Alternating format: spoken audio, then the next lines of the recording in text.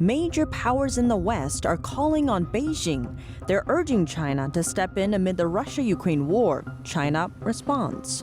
Beijing cuts its economic growth target to a new low, but boosts military spending even more than last year. And for those watching our full episode, Ukraine's neighbors voice insecurity. America's #1 diplomat visits the area, carrying a message. Can China help Russia offset the slew of Western sanctions? And did China actually intend to help Russia in the first place? We talked to an expert to find out. And the COVID-19 death toll soars in Hong Kong. Hospitals are forced to find new ways to store corpses, while nearby cities are on high alert. South Korea will elect a new president on Wednesday. Who's running and where do they stand on issues like the US, North Korea, and China? Russia's attack on Ukraine put the wheat supply chain at risk, but Russia doesn't seem worried about finding a buyer.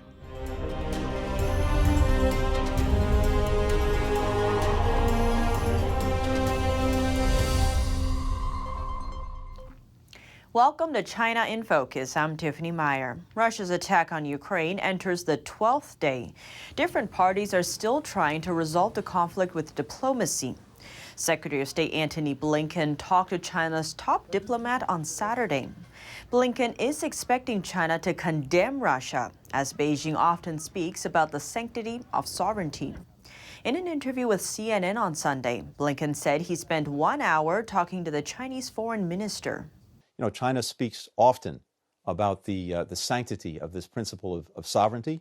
We would expect China, based on everything it's said in the past, to stand up and make its voice heard. Its voice is very important in this. And 141 countries in the UN system came forward to condemn Russia's aggression against Ukraine and to stand up for Ukraine.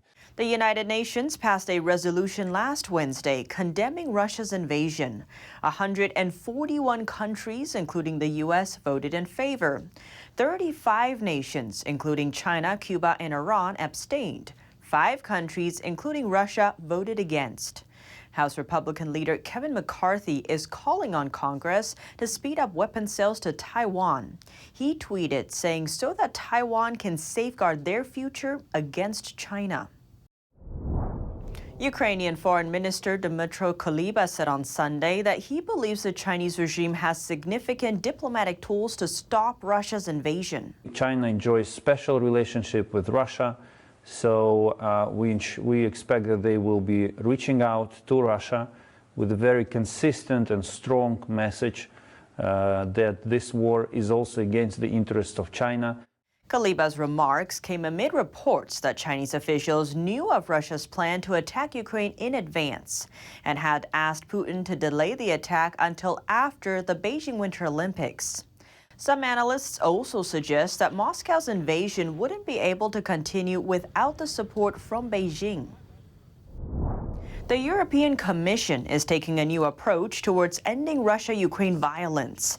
It's now urging China to reach out to Moscow and commits it to stop the war on Ukraine. And China has the potential to reach out to Moscow because of the relationship, obviously.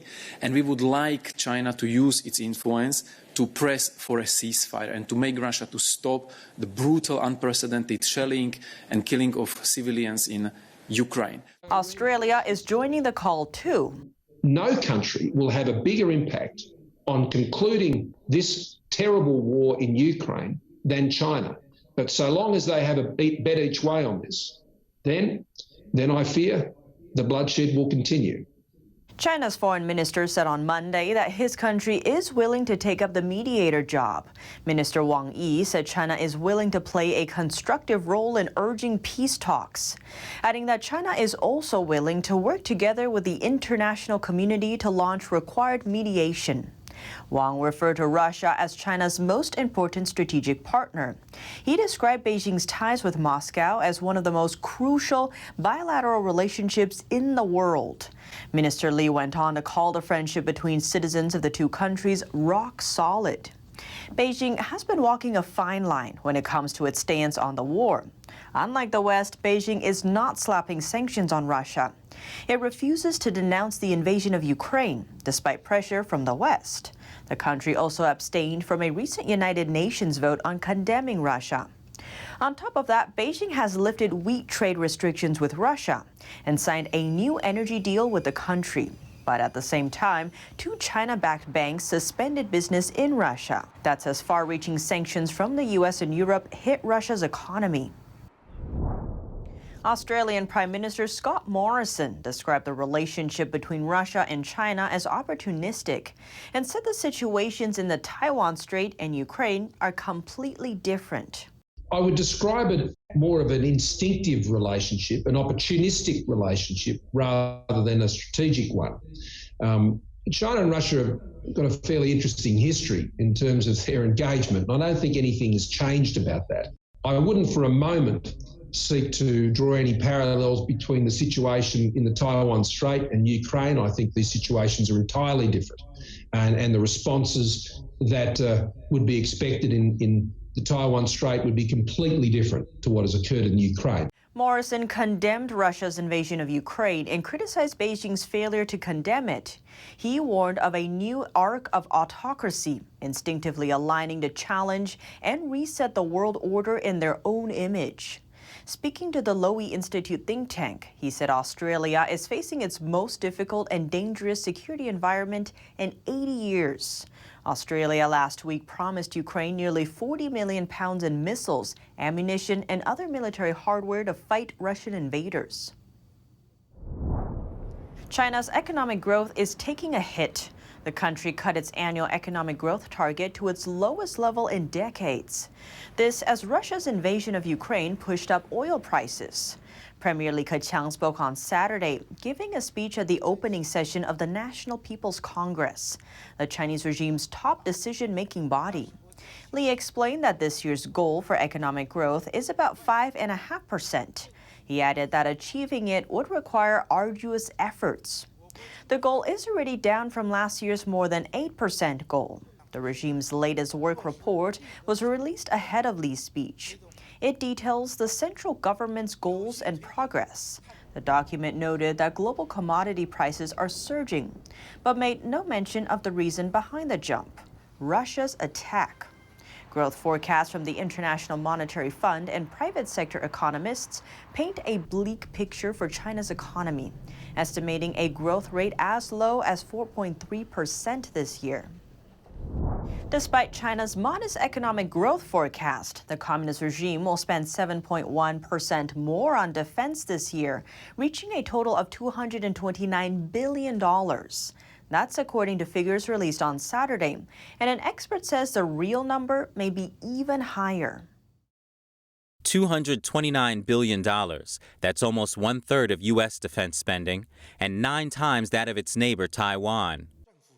Su Ziyun, a department head at Taiwan's Institute for National Defense and Security Research, says for Beijing, the expansion of its military power is the highest priority.